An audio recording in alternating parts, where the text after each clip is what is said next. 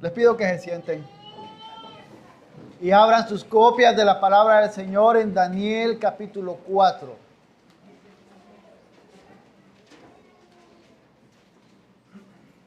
Daniel capítulo 4. Vamos a leer todo el capítulo.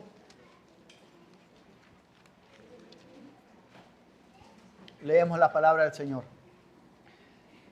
Nabucodonosor, rey, a todos los pueblos, naciones y lenguas que habitan en toda la tierra, que abunde su paz.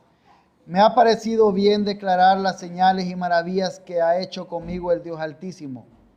Cuán grandes son sus señales y cuán poderosas sus maravillas. Su reino es un reino eterno y su dominio de generación en generación. Yo, Nabucodonosor, estaba tranquilo en mi casa y próspero en mi palacio. Tuve un sueño que me hizo temblar y estas fantasías, estando en mi cama, y las visiones de mi mente me aterraron. Por lo cual di órdenes que trajeran ante mí a todos los sabios de Babilonia para que me dieran a conocer la interpretación del sueño.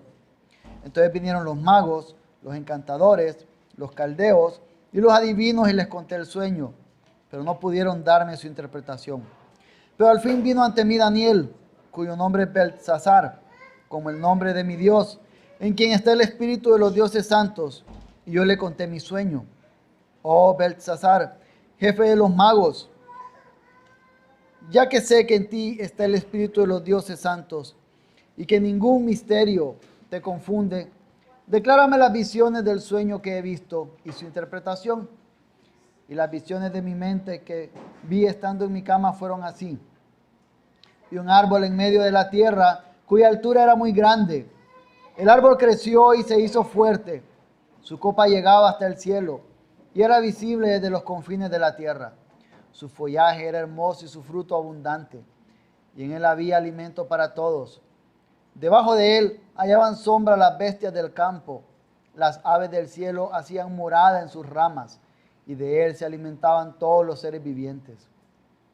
En las visiones de mi mente que vi estando en mi cama, había un vigilante, un santo que descendió del cielo.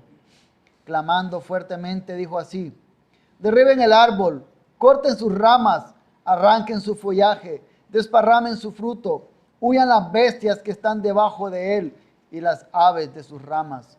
Pero dejen en tierra el tocón con sus raíces, con ataduras de hierro y bronce entre la hierba del campo, que se empape con el rocío del cielo y comparta con las bestias la hierba de la tierra.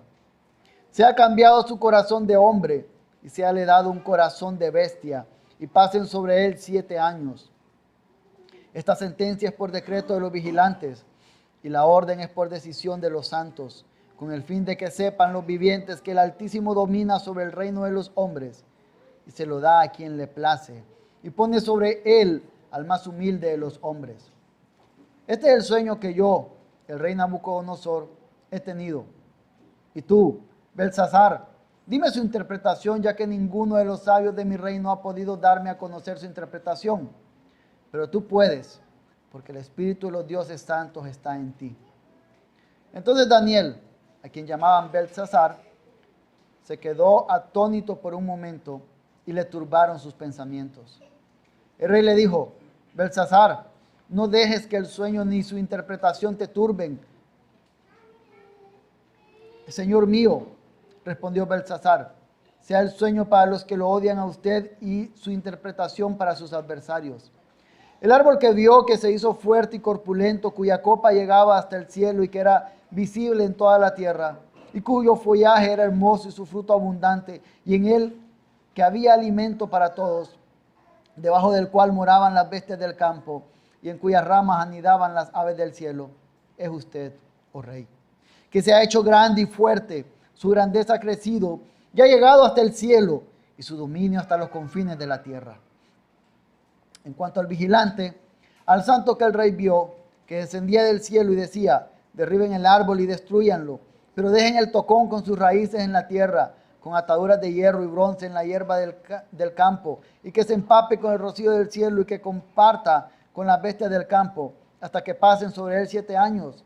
Esta es la interpretación, oh rey, y este es el decreto del Altísimo que ha venido sobre mi señor el rey.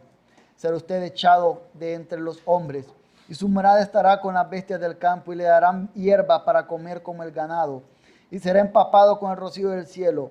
Y 7 años pasarán sobre usted hasta que reconozca que el Altísimo domina sobre el reino de los hombres y que lo da a quien le place.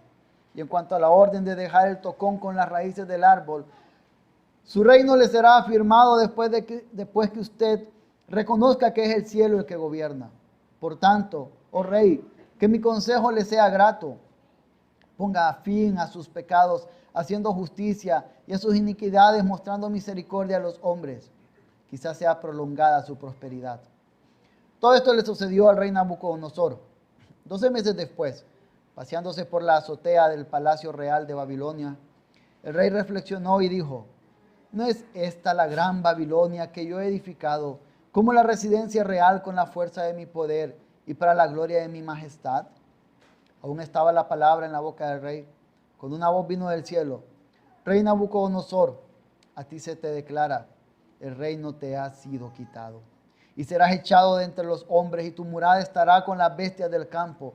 Te darán hierba para comer como el ganado, y 7 años pasarán sobre ti hasta que reconozca que el Altísimo domina sobre el reino de los hombres y que lo da a quien le place. En aquel mismo instante se cumplió la palabra acerca de Nabucodonosor. Fue echado de entre los hombres, comía hierba como el ganado, y su cuerpo se empapó con el rocío del cielo, hasta que sus cabellos crecieron como las plumas de las águilas, y sus uñas como las de las aves. Pero al fin de los días, yo, Nabucodonosor, alcé mis ojos al cielo, y recobré mi razón, y bendije al Altísimo, y alabé y glorifiqué al que vive para siempre. Porque su dominio es un dominio eterno, y su reino permanece de generación en generación.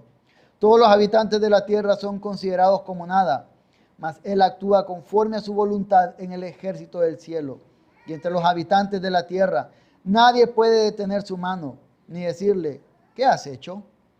En ese momento recobré mi razón, y mi majestad y mi esplendor me fueron devueltos para gloria de mi reino, y mis consejeros y mis nobles vinieron a buscarme. Y fui restablecido en mi reino, y mayor grandeza me fue añadida. Ahora yo, Nabucodonosor, alabo, ensalzo y glorifico al Rey del cielo, porque sus obras son todas verdaderas y justos sus caminos. Él puede humillar a los que caminan con soberbia. Señor Dios, venimos ante ti en esta mañana, pidiendo que puedas hablar a nuestros corazones. Concede que tu Espíritu Santo predique un mejor sermón de lo que yo pueda hacer. Permite que yo mismo me ponga bajo la autoridad de tu palabra junto con mis hermanos. Que podamos ser edificados y que al terminar acá podamos recordar tu grandeza, nuestra necesidad de Cristo y cuán cercano está Cristo para aquellos que le buscan. En el nombre de Jesús. Amén.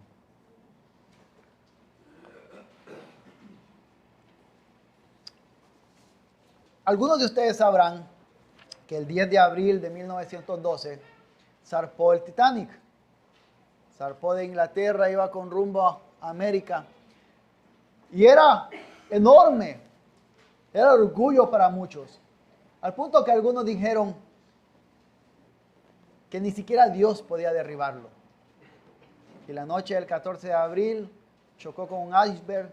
Y la madrugada del 15 de abril, pues, se terminó de hundir y miles de personas murieron. Lo que estamos viendo en este texto es algo similar. El orgullo humano alzándose y queriendo decir que no necesita a Dios y que es mejor que Dios y que puede estar sin Dios. Eso es lo que estamos viendo acá. Y vamos a verlo en 2 puntos. Quizás el primero sea más largo que el segundo. Y este primer punto, para los que les gusta anotar, se llama un orgulloso sin paz. Iniciamos aquí con Nabucodonosor.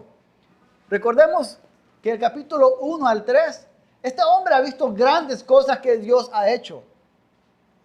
Él ha visto y ha terminado diciendo en momentos: oh, reconozco el Dios de Daniel, el Dios de Sadrach, Mesach y Abednego. Y estamos ahí diciendo: uy, ya se convirtió, ahora es creyente.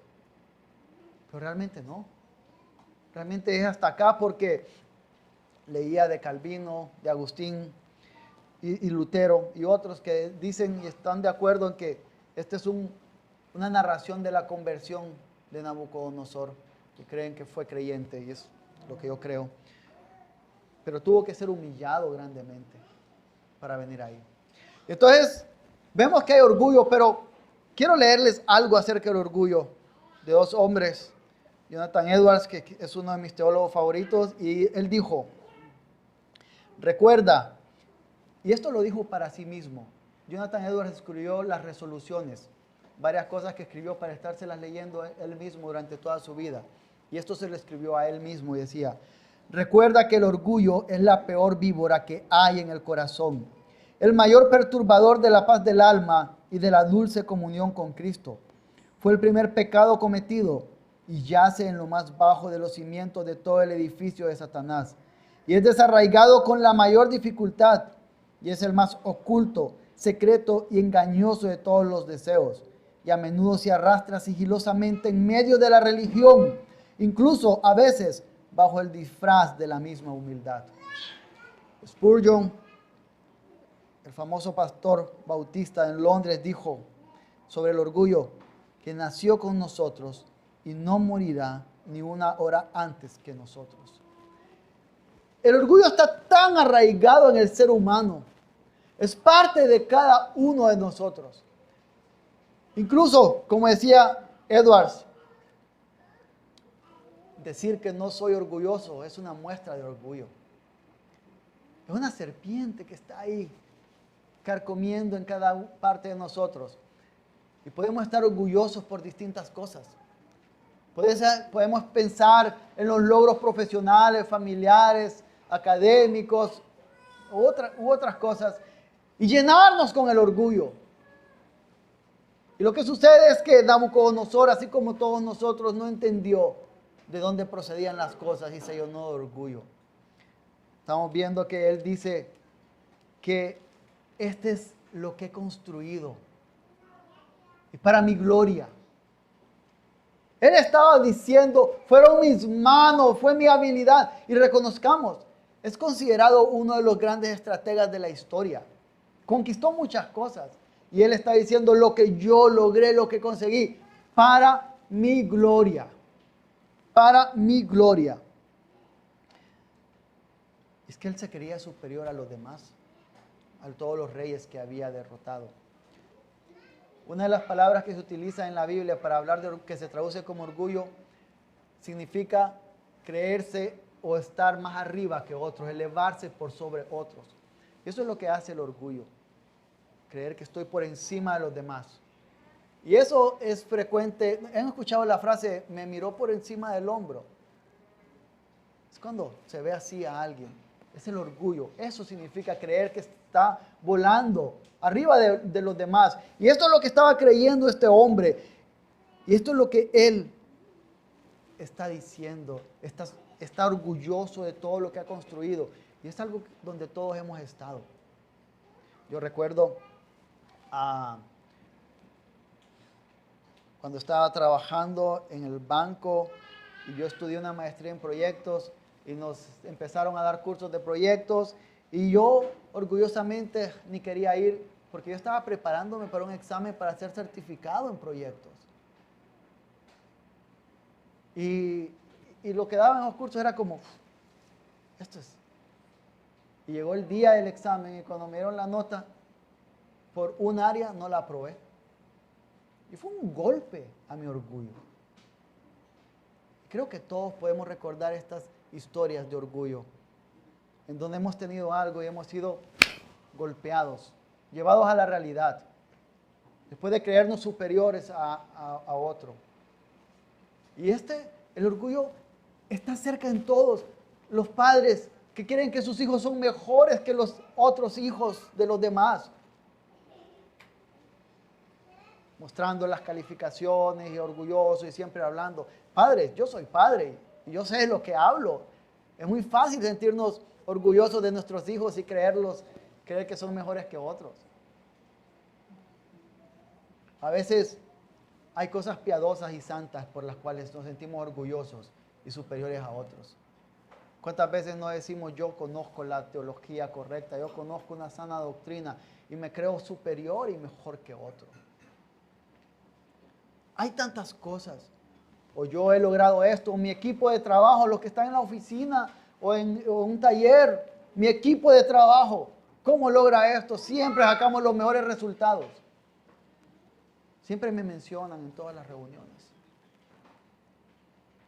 El orgullo está ahí presente y es lo que estaba teniendo este hombre. Y les decía, es increíble lo que sucede con él, pero pasa con nosotros. Daniel capítulo 1, él ve cómo Daniel y los 3 amigos con otra dieta se sustentan y se prueban superior en conocimientos a todos los demás. Están en el cuadro de honor de la Universidad de Babilonia.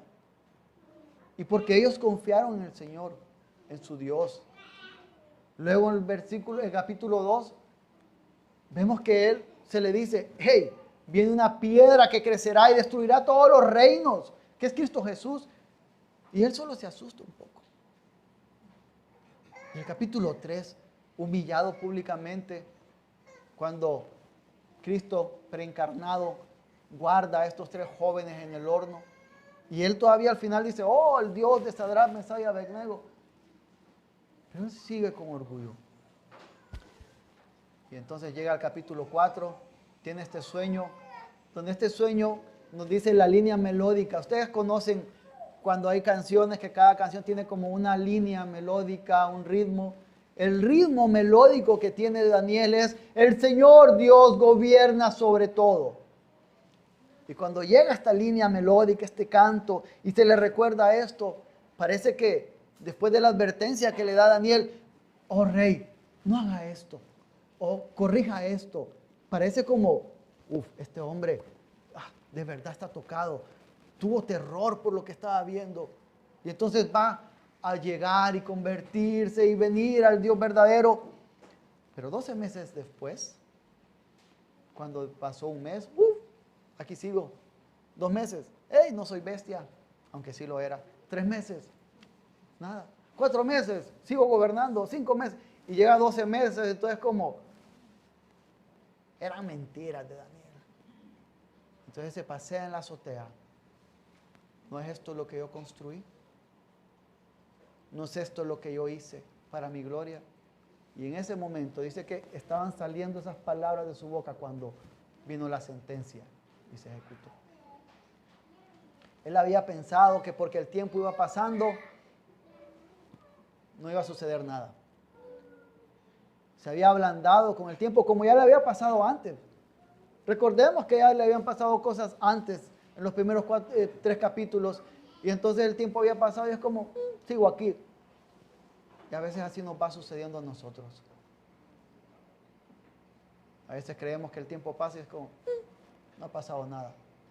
Sigo en mi pecado, sigo en mi orgullo, sigo haciendo lo mismo.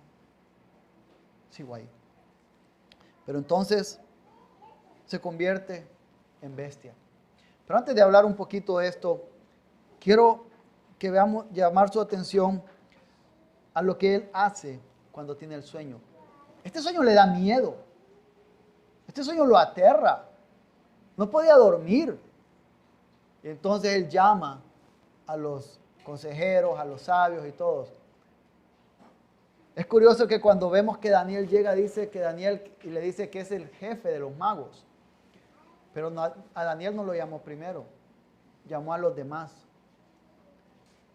Es que quizás él dijo, la última vez que le conté un sueño a Daniel me dijo que voy a ser destruido.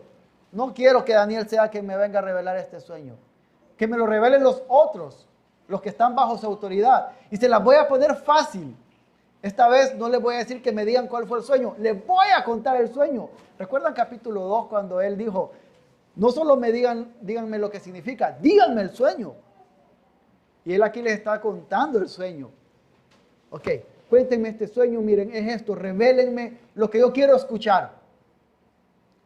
Este hombre no tenía paz, pero fue a buscar la paz en los lugares equivocados.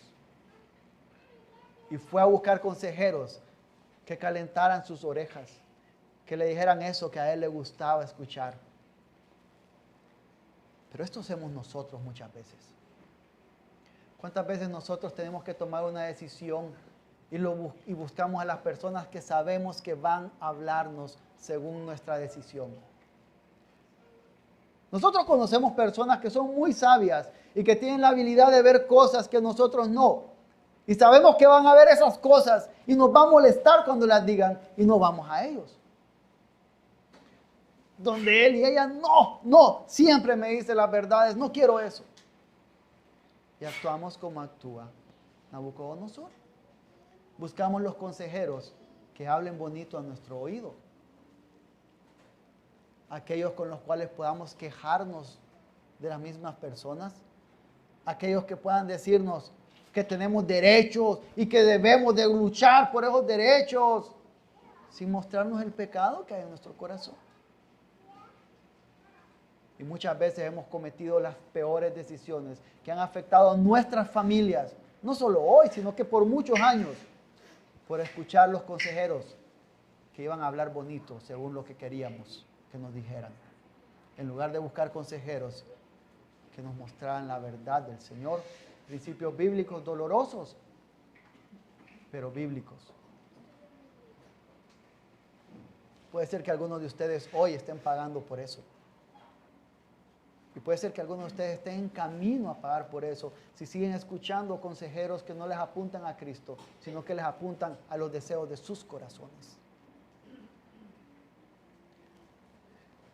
Entonces escucha a estos, no pueden dar paz, la paz que necesita, no pueden darle la revelación que él quiere. Finalmente llega Daniel. Y es que él sabe quién es Daniel.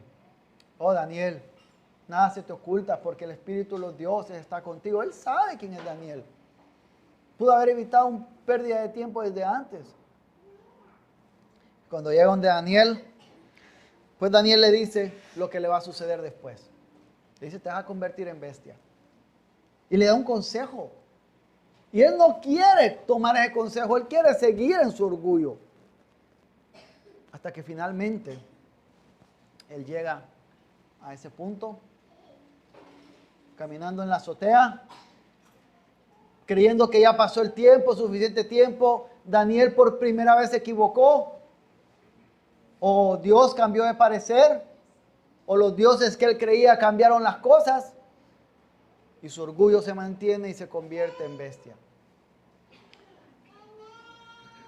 Estábamos esta semana, a veces los viernes por la noche, los sábados vemos alguna película en casa. Y este viernes estábamos viendo una película animada que se llama Up, una aventura de altura, algo así. Donde hay un hombre que llegó y unos científicos dicen que él se equivocó con una criatura que descubrió y decide mostrar que están equivocados y se va a capturar viva a esa criatura.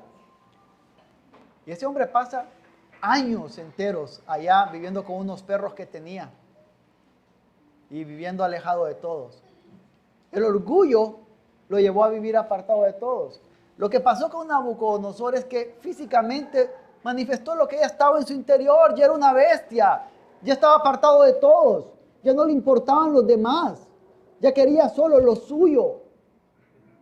Físicamente le estaba pasando lo que ya estaba en su alma.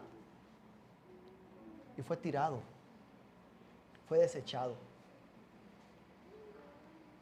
fue apartado de todos. Imaginen a este gran rey, ha conquistado lo que el mundo civilizado de ese tiempo. Tenía a un montón de reyes y personas de otros lados adorando la estatua que él hizo. Y hoy come pasto, su cabello parecen plumas, sus uñas son enormes, está entre los animales. ¿No es esto triste? Pero esto es lo que pasa muchas veces con nosotros, cuando insistimos a estar orgullosamente en algo. Cuando creemos que somos nosotros quienes están logrando las cosas que hemos logrado sin reconocer que es el Señor que lo ha dado. ¿Cuántas veces nosotros no hemos dicho, esto es lo que yo he conseguido? Es que yo me desvelo, es que me esfuerzo, sí. Pero la fuerza para desvelarse, la sabiduría, la inteligencia, viene del Señor. Y cuando no reconocemos que viene del Señor, estamos en la misma condición de este hombre. Pero yo no quiero dejar de lado cuál es el mayor orgullo que hay. Es el orgullo de creer, como creía Nabucodonosor, que puede vivir sin Dios. Hay orgullos. Y aquí podemos contar una tras otra historia sobre orgullo. Pero el mayor orgullo, y es el que vemos aquí, es el orgullo de no creer en el Señor, de creer que no hay nadie por encima. Y este hombre fue humillado por creer que no había un Dios en los cielos que gobernaba sobre todo. Y es probable que alguno de ustedes hoy esté viviendo de esa manera. Es probable que alguno de ustedes en su orgullo esté creyendo que tiene más tiempo, que no existe un Dios, o que si hay un Dios es como, Y puede ser humillado. Muchas veces la misericordia del Señor será tan grande que causará un dolor humillante profundo para traernos a Cristo. Y algunos quizás van a pasar por ahí. Niños, quiero que tengan presente que muchas veces ustedes ven la fe de sus padres y creen que no deben de tener esta fe y creen que no son pecadores porque no han crecido haciendo las cosas que ven a otros niños, o llegan a ser adolescentes y no han cometido una vida de inmoralidad sexual como otros, o muchas cosas. Pero simplemente el hecho de ser seres humanos ya los califica para ser pecadores, porque nacen con la maldición del pecado y necesitan a Cristo.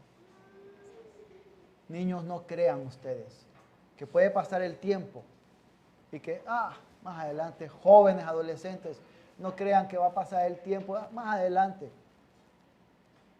No podemos saber si hoy es el último día de alguno de nosotros. No podemos saberlo. No podemos vivir en el orgullo de creer que no necesitamos de Dios, que no necesitamos de Cristo. Antes de cerrar este punto, quiero leer un poco, pero breve, súper breve, de las cosas que la Biblia dice sobre el orgullo. 1 Pedro 5:5. Dios resiste a los soberbios, pero da gracia a los humildes. Proverbios 16:18. Delante de la destrucción va el orgullo. Vemos varias veces, como en Amós 6:8, que dice que Dios odia el orgullo. Proverbios 21:4. Los ojos altivos y el corazón arrogante y la lámpara de los impíos son pecado. Ojos altivos y corazón arrogante es orgullo. Y señala la Biblia que es pecado. Y es por eso que va a ser bueno que podamos hacer la oración que el salmista hace en Salmo 19:13. Guarda también a tu siervo de pecados de soberbia, que no se enseñoreen de mí. Entonces seré íntegro y seré absuelto de gran transgresión. Que esta pueda ser la oración que podamos estar haciendo constantemente. Oh Dios, líbrame de soberbia. Permíteme humillarme ante la realidad de quién es mi Salvador. Ahora quiero que veamos otro punto. Y este punto es un pacificador sin orgullo. Estaba el rey y es como, ya estos no me dijeron lo que yo quiero que me digan. Entonces, ¿qué hago? Llamo a Daniel. Ni modo, ¿qué me queda? Y lo llama. Y llama a Daniel y si vemos, habla de Daniel como alguien en quien es evidente que todos saben cómo vive. Esto nos recuerda lo que sucedió con Sadrach, Mesach y Abednego en el capítulo anterior, en donde cuando le dicen, arrodíllense, arrodíllense, ellos dijeron, no, es más, ni nos preguntes, no nos vamos a arrodillar. Ya ellos sabían quién era Daniel y tenía Daniel un testimonio. Y esa reputación la había consolidado con varios años. Y la pregunta aquí que yo quiero lanzar para cada uno de nosotros es, ¿cuál es la reputación que tenemos ante los demás? Cuando hay un consejo, cuando hay una decisión difícil, cuando hay algo malo pasando, ¿es a nosotros a quien llaman porque Él es creyente y Él vive por principios bíblicos. Y el Espíritu Santo está en su vida. Y Él siempre da un buen consejo. Y Él siempre me dice las cosas bíblicamente. ¿O somos el que se altera también? ¿O somos el que habla mal con los demás? A veces yo soy. Creo que ustedes también.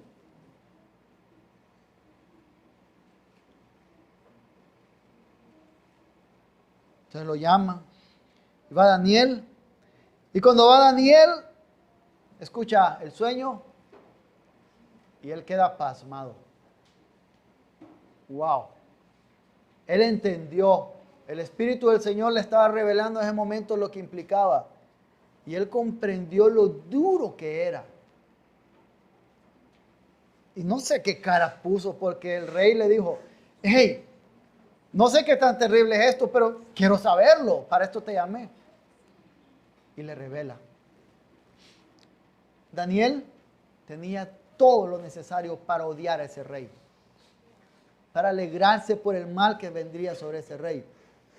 La casa del Señor, el templo del Señor, donde el pueblo de Israel se unía, se juntaba con el Señor, había sido saqueada por este rey.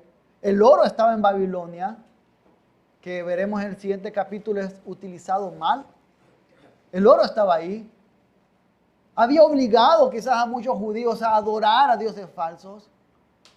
Había matado quizás a varios que él conocía durante ese tiempo. Daniel tenía todo lo necesario para decir, sí, vas a tener tu merecido. Pero él en misericordia, él como se pasma. Y a veces nosotros celebramos como que fuera la final del mundial y metemos el gol cuando le sucede algo a alguien en su pecado. Es que yo ya lo estaba esperando, se había tardado en que le pasara esto.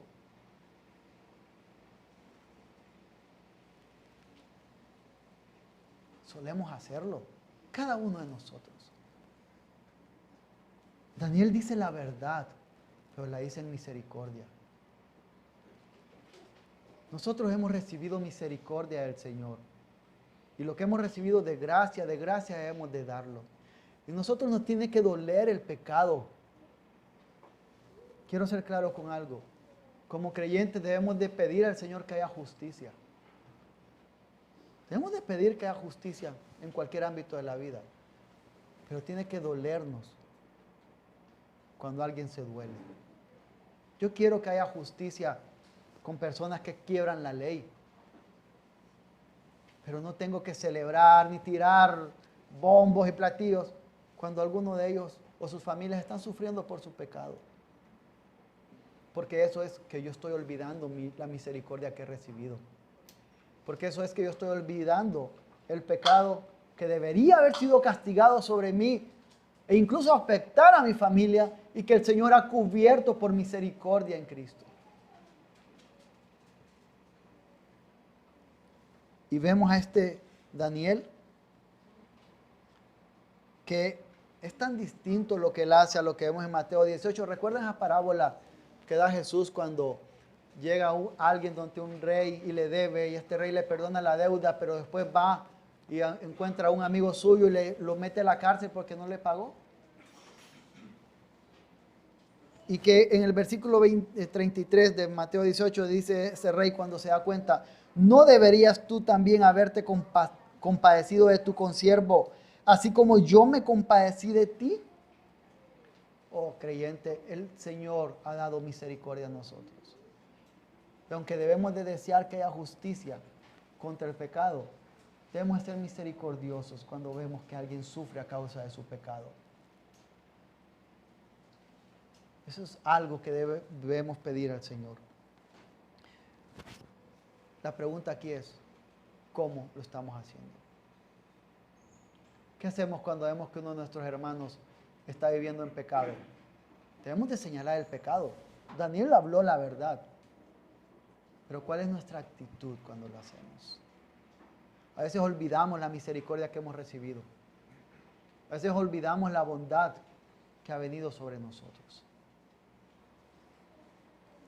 Y mientras vemos esto, podemos pensar en Cristo cuán distinto es a nosotros, al rey. Ese rey orgulloso, Cristo en Mateo 11:29 dice, yo soy manso y humilde de corazón. Cuán distinto es a lo que podemos ser nosotros de orgullosos. Y él, aún así, él conoce el orgullo. ¿Recuerdan a sus discípulos que le dijeron, Señor, quiero estar a la derecha y el otro a la izquierda? Jesús vio el orgullo en los seres humanos y aún así, a estos dos orgullosos los usó para establecer su iglesia en los primeros siglos, en los primeros días. Si usted está luchando con el orgullo, como seguramente lucha, como lucho yo cada día, puede correr a Cristo, que entiende lo que es el orgullo y que no echó fuera a los orgullosos, sino que Él comprende y restaura. Y si usted está luchando en no ser misericordioso, también puede ver a Cristo. Cristo iba llegando a Jerusalén y lloró por Jerusalén sabiendo lo que venía.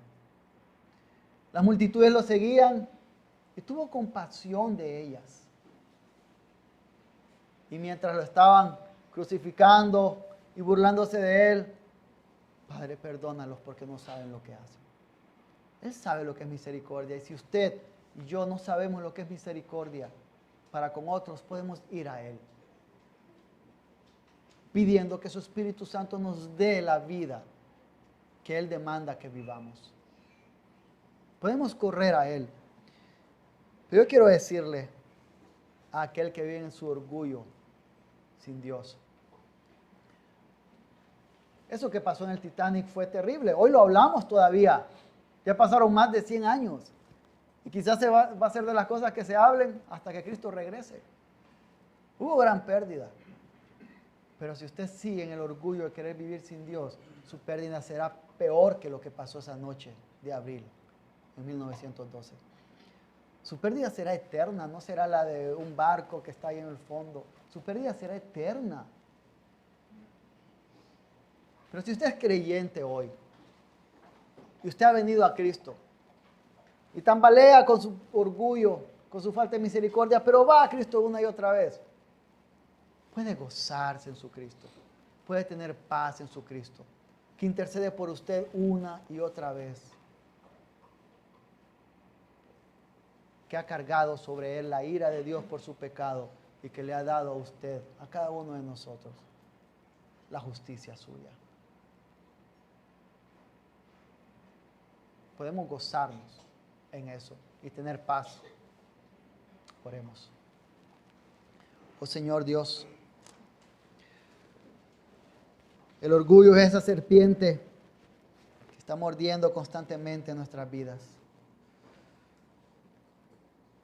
Concédenos entender, oh Padre, cuando estemos viviendo orgullosamente y que podamos correr a Cristo, que es amplio en perdonar, que tiene misericordia abundante. Y también eso, que su misericordia, Señor, nos permita ser misericordiosos, que nos permita recordar de dónde hemos sido sacados, el perdón que hemos recibido y que podamos dar de gracia lo que hemos recibido de gracia. Oh Dios, si hay personas aquí que están viviendo en su orgullo alejados de ti, hazles entender que de alguna forma ya son bestias como lo fue este rey y que tienen que alzar su mirada al cielo y reconocer que tú gobiernas sobre todo. En el nombre de Jesús oramos. Amén.